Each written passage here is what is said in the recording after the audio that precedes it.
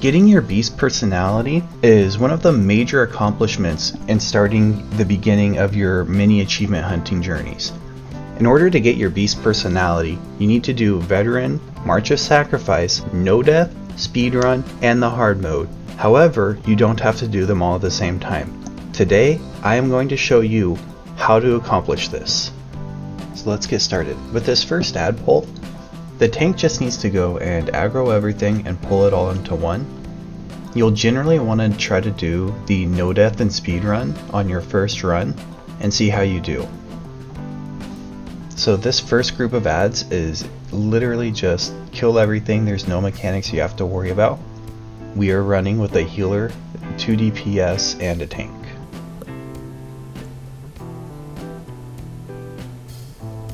The second group of ads, you're just going to go through and aggro everything as you see here.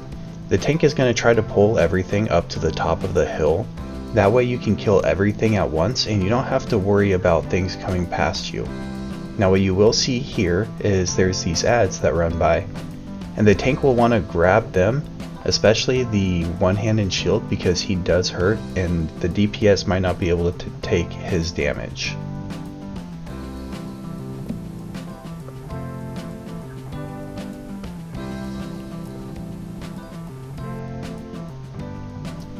For this ad pull, it's the same thing. Your DPS will want to let the tank go ahead and grab everything and not run past you. You'll see there that the archer is lining up to do his snipe. You'll want to make sure that you bash that so that no one gets one shot. This next ad pull is going to be the first one that might cause an issue. Again, the tank wants to grab everything before it runs over, with a special attention to the one-handed shield. You're just trying to go through and stack everything up into one small stack so the DPS can burn everything at once. And then you'll see there that I missed that archer, so you'll want to make sure you grab him when you come through. And now it's time for the first boss. For the first boss, the tank will want to ensure that they focus on the one-handed shield. The DPS will focus on the summoner first, and then generally they'll focus on the archer, and then finally they'll focus down the one-handed shield. You'll see here that they have little circles on their feet. You don't want to stand in those circles as DPS. What it essentially is a debuff, and it keeps you from using that kind of skill. So the blue one will keep you from using magicka skills and the green one will keep you from using stamina. You'll see that the sword and shield does a charge. The DPS can take this, however it is nice of the tank to call it out so they know that they're about to get hit. It is not something that you can change with aggro. You'll notice that I just taunted her, and here in a moment she'll still go and charge.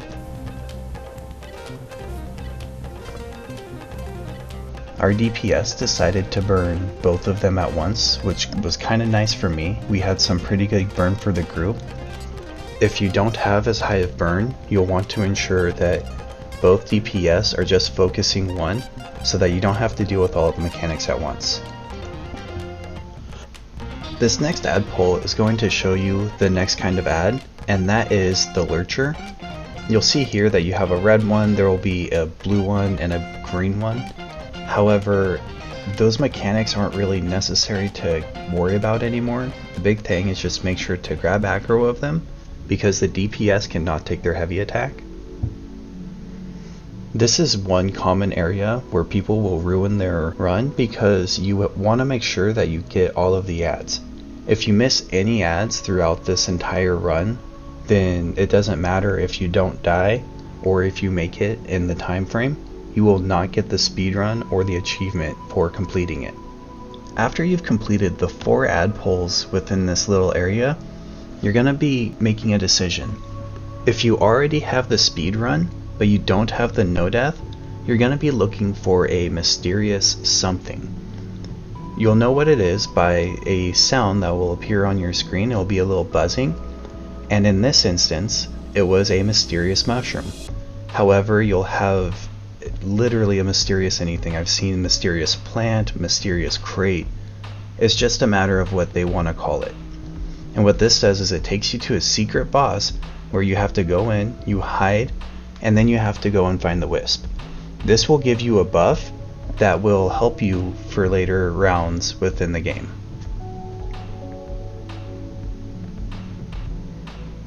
You'll see here, so what you're looking for is you see the wisp and you remain hidden the entire time, and after the third time it releases this golden Indrik. As the tank, you want to debuff it quickly, and everybody else will just do as much damage as possible to the boss to get a damage increase. Now here what we're going to see is we're going to go as the tank and taunt the main boss. When the Lurchers come up, the DPS just need to focus on the boss, and the tank just needs to tank the Lurchers and the boss. Don't want to let the Lurchers near the DPS, and you also don't want the DPS focusing on the Lurchers because they don't need to be focused. As soon as you kill the boss, everything else is gone. The next area begins to get a little spicy. You'll want to focus especially hard on the Lurcher, and when they do that big AoE, you want to block. If you don't block, it's a one-shot. You'll see commonly people will run barrier on their back bar, and it'll be nice if you miss a block. However, it's not a good thing to rely on that.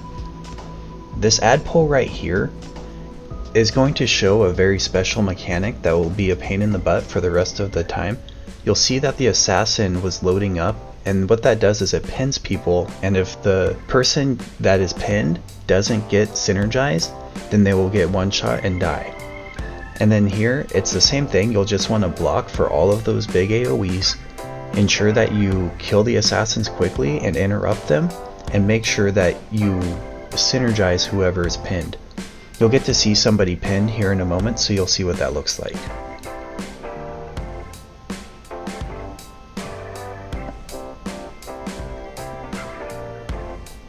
This add pull right here is probably one of the more dangerous ones because you have so many different people at once, and there it is where it says the trapping bolt has struck an ally, and you need to take them out of the synergy, otherwise that is a death. And again, there are a bunch of adds all over the place in here, so you'll want to make sure that you don't miss any.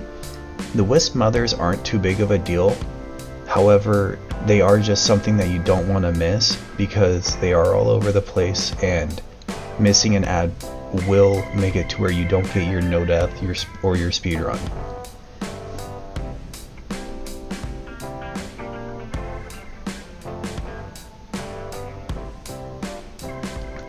Now we're looking at our next secret boss, and so what we're going to do is the exact same thing. You sneak, you hit the synergy to go in, and this time you're given fire. It's the same mechanic that you'll see here again with the Indrik boss that everyone has an issue with. You just hide, avoid everything, and kill it when it pops up. It's a fairly simple thought process, however it's easier said than done, like most mechanics in the game.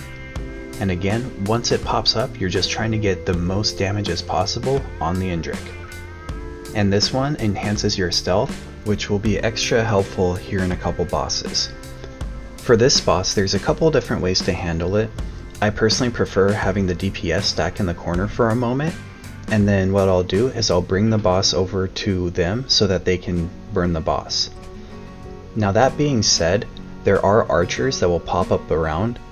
If you're wanting to go safe, it is best to bring the boss over to the archers, let the boss die with the archers, and ensure that the archers are dying to cleave. Those archers are going to be a pain in the butt, and that is what will wipe the group. There will be a bunch of mechanics, the fire on the ground and all that. Essentially you just block when things come towards you and you're fine.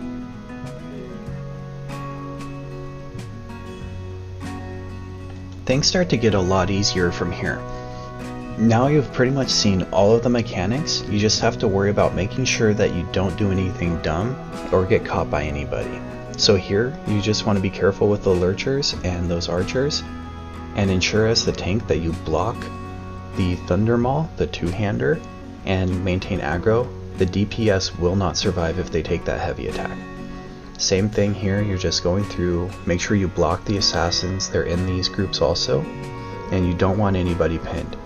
Here you have the Lurcher and the adders. You want to focus the Lurcher first because they're the bigger issue. For this next part, you're looking at a Wisp Mother and an adder. You're just going to focus on the adder. The Wisp Mother is not a big deal, just like any other time. From here, we're going to move up and kill this next little group. This is where you have more adders and a Lurcher. Again, you want to block that major AoE. As the tank, don't stand in that. You can, but why take damage you don't need to?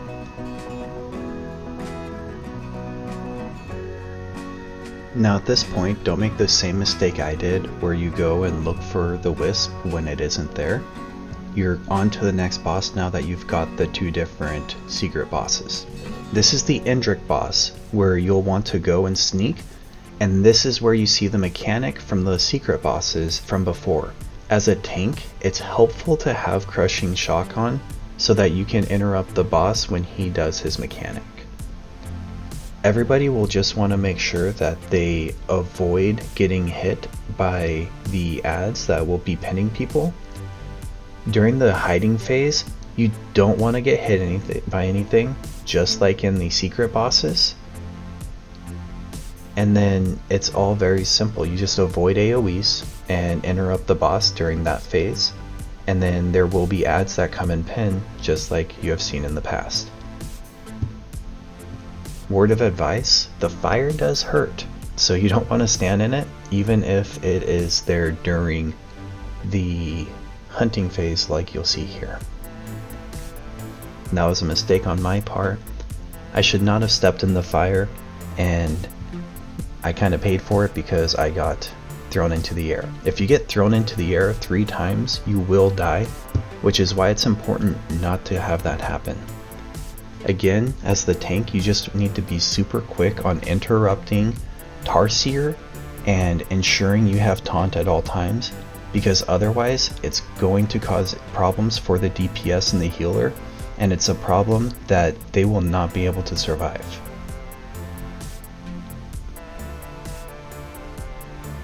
With every hiding phase, you get an added mechanic thrown in, like you see the AoEs around me. You don't want to overlap that on anybody else because that will cause them to get thrown into the air and can cause them to die. Here we're doing an extremely good job at ensuring we don't have to deal with the adds, so that is a very helpful phase. For this next section, it's going to be a lot of the same things. You just make sure to grab aggro and don't stand in anything crazy. So if you're doing the speedrun, you do not want to go and grab the chests because you are on a time limit. You can always go back and grab the chests after. However, it's not worth doing it in the middle because you don't want to risk it. You'll see here that we're just making sure that we get all of the adds so that we don't miss anything and miss our speedrun or no death depending upon the situation. Making a Z up and down the map will help you a lot with this and helps you ensure that you don't miss anything because they are all over the place. Now we're on to our third secret boss, and what this is going to be is the exact same thing as the Indrik, but a little bit more difficult. So here, now you're facing the electric shocks, and there's a lot more treacherous terrain to try and cross, and I'm actually kind of useless in this phase because I have got lost and I'm just trying to avoid being the one that causes us to die. Again, these are just helpful for a no death if you can make it through without dying. Here you'll go and do the same thing, try to debuff the boss, DPS do big, and then this increases your health and your defense, which allows you to have better survivability and can help you for the hard mode and the no death. Now for the final boss. The tank is going to want to go and pull the final boss all the way over to the corner and just kind of face him towards the edge so that he doesn't have the ability to hurt anybody else. You'll see that we kind of skip mechanics here. What'll happen if you have a slower burn is that he will cause the ground to go poisonous like that, and if he takes too long to get to the next phase, he'll electrify the water. When you go into these hunting phases, you're looking for the blue orbs, so that you run him into them, which is the trap to keep him from attacking everybody else and breaks him from his invincibility phase. This conal AoE, you really want to ensure that it's not facing towards the group. It hurts and will do a lot of damage. If you're good in this phase, you will be able to allow time for people to get rezzed if they do in fact die, and it's the same thing in the hard mode. Again, you'll just want to block this, keep the conal AoE faced away, and it is rinse and repeat. Now here in a moment, we'll show you how to do the hard mode, and it's the same thing with just a couple added mechanics. In order to activate the hard mode, you're going to hit the banner on the right hand side as soon as you enter the room. What you're going to want to do is take the entrance and use that as a spot to get all of the wolves when the hunting phase starts, and that's kind of what I'm explaining here in game. From there, we'll go through and do just like we did with the regular and keep Balorgh over in the side against the wall. And you generally, if you can step out of the poison, you want to do that because there's no reason to stand in something that hurts. If you dodge roll that charge, he will just go and swipe at you, but you don't want to stand in the fire that's sitting behind. You'll notice I have on Choking Talons in order to handle all of the wolves, and the main difference is that here everybody gets one of the wolves on them, and so you want to be able to survive, and everybody will have to light. As a tank, it's important to be on the wolves throughout this entire thing. The DPS need to focus on the stranglers throughout this entire fight, because the stranglers will cause you to die due to being pulled over and you run out of resources, and it's a royal pain in the butt. Through the hunting phase, it takes a little bit of time because everybody has Balorgh on them, and then after you go through and finish off the last Balorgh, you have to go back to the original who is back wherever you left him. You'll notice I checked my map to make sure that I'm holding him in a good position. That fire on the ground will kill you if you stand in it, so I highly advise against standing near it. And again, we've got the electrified water, so we all move onto the land to avoid that. And here, it's literally rinse and repeat. There aren't any added mechanics going through the hard mode. The only issue is maintaining a sense of organization amid all of the chaos. One thing I found helpful is that you allow the people who are less familiar with the mechanics to go through and run Balorgh through the beam of light first. That way the people who have a better understanding can survive a little bit better, and you don't have to worry about them getting killed because they're getting overwhelmed by the mechanics.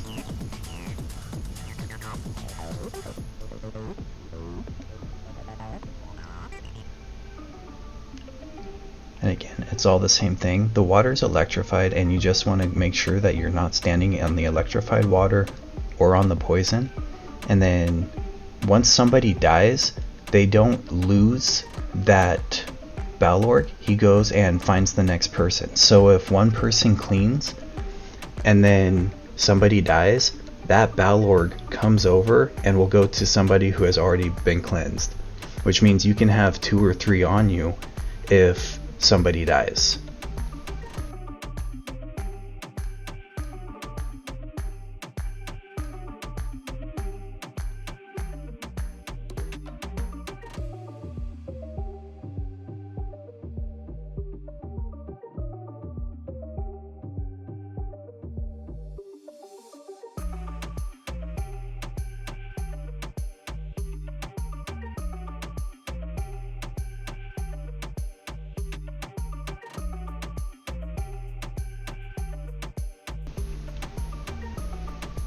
One thing to note is that when we come up upon the execute phase here, he will go through and hits right there, even though it's almost the end.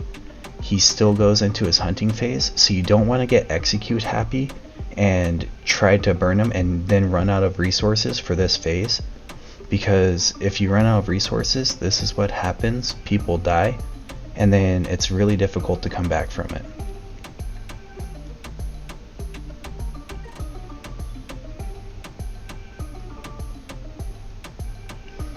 You'll see here that if you are the only one up, you'll want to try to protect yourself a little bit, make sure you have some resources. As a tank, it is helpful to have race against time on so that you can move a little bit quicker, but if you can go without it, it is super helpful, and you just need to make sure that you're able to get a res if need be.